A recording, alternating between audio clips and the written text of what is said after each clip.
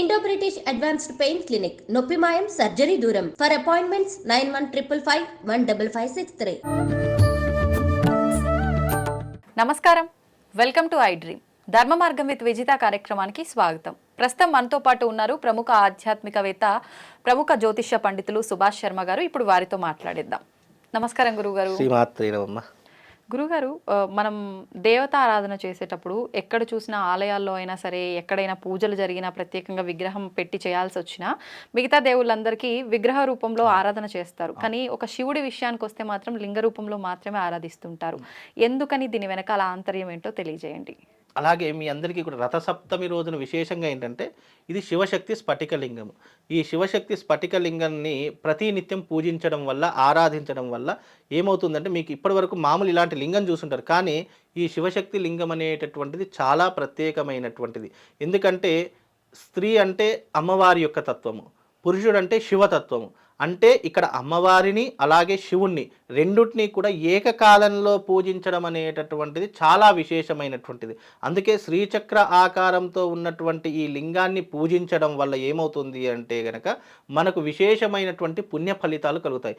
దీన్ని అభిషేకించడం ఒక్కసారి ప్రారంభమైందా దీని అలవాటుగా మారిపోతూ ఉంటుంది. అంత విశేషమైనటువంటిది ఈ శివశక్తి లింగం. ఇది రథసప్తమి రోజున కానీ, మహాశివరాత్రి రోజున కానీ పూజించుకోవడం వల్ల, ఆరాధించుకోవడం వల్ల మన ఇంట్లో ఉన్నటువంటి నెగిటివ్ ఎనర్జీ పోతుంది. అలాగే లక్ష్మీప్రదము, లక్ష్మీ కటాక్షం కూడా కలిగించేటటువంటి వాడు ఎవరు అంటే పరమశివుడు మాత్రమే. కాబట్టి మనం ఈ యొక్క శివారాధన ఎప్పుడైతే ఆరంభం చేసుకుంటామో అందులో శక్తి ఆరాధన, శివారాధన. చాలామందికి అనుమానాలు వచ్చి ఇప్పటివరకు ఇట్లాంటి లింగం చూడలేదండి, ఇక్కడ శ్రీచక్రం ఏంటి, ఇక్కడ ఈ లింగం ఏంటి అని చెప్పేసి. దీన్ని మనం ఒక బాడీలా చూసుకుందాం. అంటే బాడీ అంటే మన శరీరంలా చూసుకుందాం. ఇప్పుడు ఈ శివుడంతా శరీరం అనుకుందాము, ఈ శ్రీచక్రం అంతా శక్తి అనుకుందాం. నా శరీరంలో శక్తి లేకపోతే నేను ఒక కోమాలో ఉన్నటువంటి వ్యక్తిలా అనుకుంటాను. అంటే నాకు శరీరం ఉంది కానీ శక్తి లేదు. అంటే చేతి లేపే శక్తి లేదు, కళ్ళు వాలుద్దామంటే చూసే శక్తి లేదు. అంటే మన శరీరంలో శక్తి ఎంతనైతే ప్రధానంగా అవసరం వస్తుందో ఈ దేహానికి, అలాగే ఈ దేహానికి కూడా శక్తి అవసరం. అలాగే రెండిటి యొక్క ప్రాకారం చూసుకుంటే అమ్మవారి అంతా కూడా శక్తి స్వరూపము. శక్తి లేకుండా శివుడు ఉండడు, శివుడు లేకుండా శక్తి ఉండదు.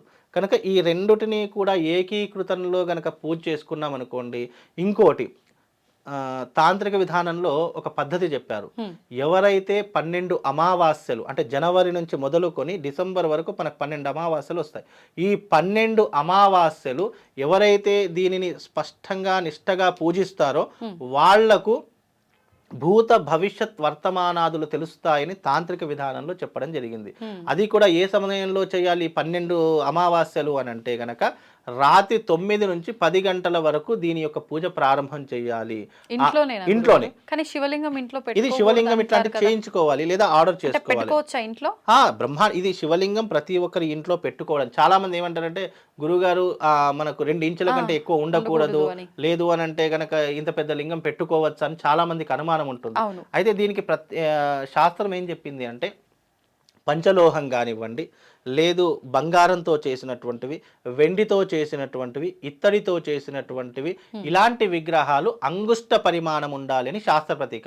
నువ్వు శివారాధనకు ఎంత పెద్ద లింగం పెట్టుకున్నా దానికి ప్రామాణికం ఏం లేదు. కానీ మనం మీరు అన్నట్టుగా ఉండాల్సిన ఎత్తు కన్నా ఎక్కువ గనక ఉంటే ప్రతిరోజు నివేదన చేయాలని, ప్రతిరోజు అభిషేకం చేయాలని అంటారు కదా. చాలా మట్టుకు వాస్తవమే. ఎందుకంటే విగ్రహాలు మనం పెట్టుకోవడం గొప్పతనం కాదు, దాన్ని ఆరాధించడం, పూజించడము, దీపారాధన చేసుకోవడం, ధూపదీప నైవేద్యాలు ఇవ్వడం, ఇది గొప్ప. ఇవి ఉన్నటువంటి ఇంట్లో నువ్వు ఎంత పెద్ద విగ్రహమైనా పెట్టుకో, దోషం లేదు.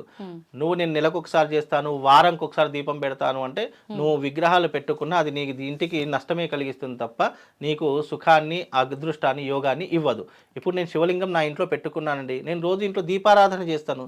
భగవంతుడికి కావాల్సిన ధూపము, దీపము, నైవేద్యం. ప్రత్యేకించి మనం ఏ విధానం అవసరం లేదు, దీపారాధన చాలు. మనకు మామూలుగా దీపం వెలిగిస్తాము, అగరబత్తులు వెలిగిస్తాము, ఇంత చక్కెరో ఏదో బెల్లమో ఏదో ఒకటి నైవేద్యం ఈ మూడే ప్రధానమైనటువంటివి. నువ్వు ప్రత్యేక ఇంత పెద్ద విగ్రహం పెడుతున్నావు, పూజలు చేయాలి, అభిషేకం చేయాలి, ఇవన్నీ ఏం లేవు.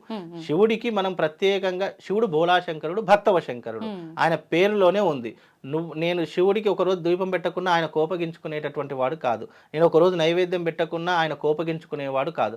మనం అనివార్య కారణాల వల్ల మనం ఒక 10 రోజులు ఎక్కడికైనా వెళ్ళామనుకోండి, మనం ఇంట్లో దీపం పెట్టేవాళ్ళు ఇంటికి తాళం వేసుకొని పోతాం. అప్పుడు ఏమైనా అవుతాం. అది అనుకోని సందర్భాల్లో చేయలేనటువంటి స్థితిలో ఉన్నప్పుడు ఏమీ కాదు. దానికి మనం దీపం పెట్టి వెళ్ళిపోయామంటే అక్కడ ఏమీ ఇబ్బంది లేదు. మనం ఇంట్లో ఉండి దీపం పెట్టకపోయినా, ఇంట్లో ఉండి నైవేద్యం పెట్టకపోయినా అది మనకు దోషం అవుతుంది. కాబట్టి ఇది దాని యొక్క కాల పరిమితి ఎలా ఉంటుంది, సమయ సందర్భాలను, ఈ టైం సెన్స్ని అన్నిటినీ కూడా ఆధారం చేసుకొని చెప్పాల్సి ఉంది. కాబట్టి శివలింగం ఎంత పెద్దది అన్నది కాదు, నువ్వు భక్తితో ఆరాధిస్తే. ఇప్పుడు ప్రతి ఒక్కరి ఇంట్లో దీపం లేకుండా ఉండదు. ఇప్పుడు మనం ఇంట్లో ఉన్నామంటే దీపం పెడతాము, ధూపం పెడతాము, నైవేద్యం పెడతాము. ఇవే ప్రధానమైన పెద్ద పూజ అంటే ఏదో భయపడాల్సినటువంటి పని ఏం లేదు. ఈ శివలింగాన్ని ఎందుకు పెట్టుకోమన్నాను అంటే, కొంతమంది ఇళ్లలో నేను వెళ్ళినప్పుడు వాళ్ళ ఇంట్లో అన్ని విగ్రహాలు ఉంటాయి, శివుడి విగ్రహం ఉంటుంది కానీ లింగం ఉండదు. శివుడికి విగ్రహ రూపంగా పూజలు చేయడానికి ఆస్కారం ఉండదు. ఎప్పుడూ కూడా శివుణ్ణి విగ్రహ రూపకంగా చేయాలి, లింగాకారంలో ఉన్నటువంటి శివుణ్ణి మాత్రమే ఆరాధన చేయాలి. ఎందుకంటే శివుడికి ఉన్నటువంటి శాపం అది, భృగు మహర్షి ఇచ్చినటువంటి శాపము. 3 లోకాలకు వెళ్ళేటటువంటి సమయ సందర్భాల్లో భృగు మహర్షి మొట్టమొదట బ్రహ్మలోకానికి వెళతాడు. బ్రహ్మలోకంలో సరస్వతితో బ్రహ్మదేవుడు ఆటలాడుతూ ఉంటాడు. సరస్వతిలో లీనమైపోయినటువంటి సంఘటన ఎంత పిలిచినా, భృగు మహర్షి ఎంత పిలిచినా కూడా బ్రహ్మదేవుడు పట్టించుకోడు. ఆ తర్వాత కైలాసానికి వెళతాడు. కైలాసానికి వెళ్ళిన తర్వాత శివుడు పార్వతీదేవితో రాసలీలలో ఉంటాడు. ఎంత పిలిచి అంటే రాసలీలలో మీన్స్ వాళ్ళు ధ్యానంలో ఉండడం. మనకు రాసలీల అంటే వింతగా కానీ అప్పట్లో ధ్యానంలో ఉంటారు ఇద్దరూ కూడా. ధ్యానంలో ఉండేసరికి ఎంత పిలిచినా కూడా శివుడు పలకలేడు. పలకకపోయేసరికి శివుడికి శాపం ఇస్తాడు. బ్రహ్మదేవుడికి శాపం ఉంది, శివుడికి శాపం ఉంది. బ్రహ్మదేవుడికి నేను వచ్చినా కూడా నువ్వు నన్ను పట్టించుకోలేదు కాబట్టి నీకు భూలోకంలో పూజలే ఉండవు. అందుకే ఇప్పటికీ బ్రహ్మదేవుడికి పూజలు లేవు. భూలోకంలో ఎక్కడ గుడి కూడా కనిపించదు, ఆలయం కూడా కనిపించదు. అంటే భూలోకంలో పూజలు ఉండవు అని అంటే ఆలయమే లేదు. ఎక్కడ ఉందంటే పుష్కర్ రాజులో ఒకటే గుడి ఉంది, అది స్వయంగా వెలిసినటువంటి బ్రహ్మదేవుడు. అది స్వయంగా బ్రహ్మదేవుడు అడుగు పెట్టినటువంటి స్థలము కాబట్టి అక్కడ స్వయంగా వెలిసినటువంటి బ్రహ్మదేవుడు. మూడవది ఏంటి అంటే రెండవది శివుడికి కూడా దగ్గరికి వెళ్ళిన తర్వాత శివుడు రాసక్రీడలో ఉంటాడు కాబట్టి పట్టించుకోడు. కాబట్టి నువ్వు రాసలీలలోను లింగాకారానికి మాత్రమే పూజలు, నిన్ను స్వయంగా పూజ చేసేటటువంటి శక్తి ఎవరికీ లేదు. భూలోకంలో ఎవరు పూజించినా అది నిర్వీర్యమైపోతుంది, లేదా దానికి ఫలితం ఉండకుండా పోతుంది. నువ్వు ఎప్పుడైతే రాసలీలలో నీ లింగాకారానికి మాత్రమే పూజలు జరుగుతాయని చెప్పేసి భృగు మహర్షి శాపం ఇచ్చాడు. అలా శాపం మళ్ళీ తర్వాత వైకుంఠానికి వెళ్ళాడు. వైకుంఠానికి వెళ్ళేసరికి విష్ణుమూర్తి దగ్గరికి వెళ్ళాడు. విష్ణుమూర్తిని పిలిచేసరికి విష్ణుమూర్తి కూడా సేమ్ అదే కోణంలో ఉంటాడు. అంటే విష్ణుమూర్తి పవళించి నిద్రలో ఉంటాడు. నిద్రలో ఉన్నటువంటి సమయంలో లక్ష్మీదేవి విష్ణుమూర్తి యొక్క సేవ చేసుకుంటూ ఉంటుంది. ఎప్పుడైతే ఎంత పిలిచినా పలకలేదో, అంటే ఇవన్నీ కూడా సృష్టి కళ్యాణం కోసము, సృష్టి యొక్క బాగు కోసం ఆడుతున్నటువంటి నాటకమే కానీ ఇక్కడ ఎవరు కూడా దీన్ని తప్పుగా తీసుకోవద్దు. దీని యొక్క చరిత్ర ఇంకా చాలా ఉంది. విష్ణుమూర్తి దగ్గరికి వెళ్ళేసరికి విష్ణుమూర్తి ఆదిశేషుడి మీద పవలిస్తూ ఉండగా విష్ణుమూర్తి యొక్క హృదయం మీద కాలు పెట్టి తంతాడు భృగు మహర్షి. ఆ సమయంలో అక్కడ ఎవరుంటారు హృదయంలో? లక్ష్మీదేవి. కాబట్టి నేను కొలువై ఉన్నటువంటి నా హృదయం మీద ఎప్పుడైతే భృగు మహర్షి పాదం పడిందో నేను ఇక ఇక్కడ ఉండలేనని చెప్పి అందుకే ఆ లక్ష్మీదేవి వైకుంఠం వదిలి వెళ్ళిపోతుంది. ఇది మనకు మన దీపావళి రోజున దీని కథ కూడా ఉంటుంది. మళ్ళీ లక్ష్మీదేవి ఎక్కడికి వెళ్ళిపోయింది? మొట్టమొదటి భూమి మీద ఎక్కడ అడుగు పెట్టిందంటే కొల్హాపూర్. అందుకే కొల్హాపురి మహాలక్ష్మి అని అంటాము. కొల్హాపూర్లో అడుగు పెట్టింది, అందుకే కొల్హాపూర్. అప్పుడు భృగు మహర్షికి ఎందుకు అలా చేస్తా అంటే భృగు మహర్షి యొక్క అంటే ఈ పాదం మీద ఒక 3వ కన్ను ఉంటుంది. అది గర్వపూరితమైనటువంటి కన్ను, అహంకారంతో కూడుకున్నటువంటి కన్ను. నీకు ఎప్పుడైనా అహంకారం నీకు నెత్తికెక్కిందిరా అని అంటూ ఉంటాం. ఎప్పుడైనా అహంకారం తలకెక్కింది, చాలా ఇదిగా మాట్లాడుతున్నావు అని చెప్పేసి, అంటే అహంకారపూరితమైనటువంటి ఆ దృష్టి యొక్క కన్ను భృగు మహర్షి యొక్క పాదాల దగ్గర ఉంటుంది. పాదాలు నొక్కుతూ ఏం చేస్తారంటే ఆ భృగు మహర్షి యొక్క అహంకారపూరితమైనటువంటి కన్నుని నొక్కేస్తాడు. అప్పుడు భృగు మహర్షికి ఉన్నటువంటి అహంకారం, అంటే నిజంగా కన్ను ఉండదు కానీ అది మనకు చారిత్రక ఆధారాలు చెప్పినటువంటి సంఘటనలు, అజ్ఞాన నేత్రము అని అంటాము. అజ్ఞాన నేత్రాన్ని ఇలా బొటని వేలుతో ఇలా అనగానే అజ్ఞానం అంతా దిగిపోయి అప్పుడు ఆ శ్రీహరికి నమస్కారం చేసి పాదాల మీద ఇంత తప్పు చేశాను, ఇంత పాపం చేశాను, నా పాపానికి నిష్కృతి లేదు అని చెప్పేసి ఇదంతా కూడా నేను ఆడుతున్నటువంటి నాటకంలో లోక కళ్యాణం కోసం జరిగినటువంటి సంఘటన.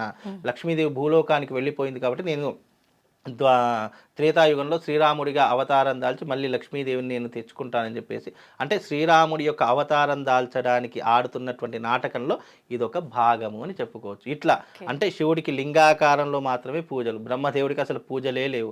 అలాగే విష్ణుమూర్తికి కూడా భూలోకంలో అవతారం దాల్చడానికి, మానవ రూపం దాల్చడానికి ఇదొక వంక. అంటే ప్రతిదీ కూడా లోక కళ్యాణం కోసం జరిగినటువంటి సంఘటన. అందుకే శివుణ్ణి లింగాకారంలో మాత్రమే పూజించారు. విగ్రహ ఆరాధన, అందుకే మీరు ఎక్కడికైనా వెళ్ళిన విగ్రహం ఎక్కడ కనిపించదు, ఓన్లీ శివలింగం మాత్రమే కనిపిస్తుంది. శివుడికి విగ్రహ ఆరాధన, లింగాకార ఆరాధన ఉంది. అందుకే శివలింగాన్ని పెట్టుకోవడం చాలా విషయం. మనం ఎంత పెద్దది పెట్టుకున్నాం కాదు, మనం భక్తితో పూజిస్తున్నామా లేదా అనేటటువంటిదే దానికి ప్రతీక. అందుకే శివలింగాన్ని ఈ యొక్క రథసప్తమి రోజున పూజించుకోండి. విశేషంగా మళ్ళీ రాబోయేటటువంటి మహాశివరాత్రి, ఆ శివరాత్రి వరకైనా ఇది లింగాన్ని ఆర్డర్ చేసుకొని చక్కగా మీ ఇంట్లో పెట్టుకొని పూజించుకునే ప్రయత్నం చేయండి. శుభము లాభము కలుగుతుందండి.